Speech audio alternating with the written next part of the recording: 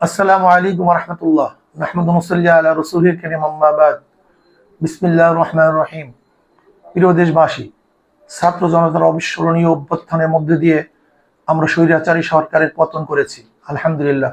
আমি স্বৈরাচার বিরোধী আন্দোলনে সক্রিয় থাকা শিক্ষার্থী, পেশাজীবী, ওলামা, তোলাবা ও রাজনৈতিক সকল সংগঠনের প্রতি শুভেচ্ছা জানাচ্ছি।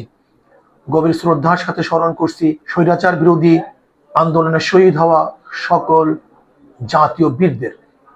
প্রিয় দেশবাসী, নিদারুণ বাস্তবতা হলো আমরা এখন এক গভীর সংকটের মধ্য দিয়ে সময় পার করছি। এমত অবস্থায় সম্মিলিত প্রচেষ্টার মধ্য দেশকে এগিয়ে নিতে হবে। দেশের সকল শ্রেণীর পেশার মানুষকে দেশ গঠনের সজাগ ও সক্রিয় থাকতে হবে। প্রিয় দেশবাসী, আমরা ভেদাভেদ চাই না, হানাহানি, মারামারি, হিংসা, বিদ্বেষ চাই না। আমরা চাই সকল শ্রেণীর পেশার মানুষকে নিয়ে প্রিয় বাংলাদেশকে এগিয়ে নিয়ে যাব ইনশা আল্লাহ।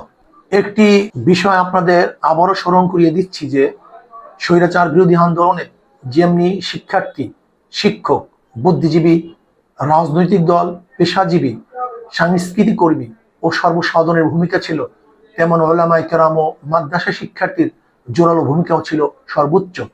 তাই আমরা আসন্ন অন্তর্বর্তীকালীন সরকারের সর্বজন গৃহীত বিভিন্ন পেশাজীবীর অন্তর্ভুক্তি, পাশাপাশি এদেশের সকল গণমানুষের প্রতিনিধিত্বকারী ওলামায়ে কেরামের মধ্য থেকে প্রতিনিধি রাখার জোর প্রস্তাব করছি। এ বিষয়ে দেশবাসীর আপনারা সজাগ ও সচেষ্ট থাকবেন বলে আশা করছি। আল্লাহ হাফেজ।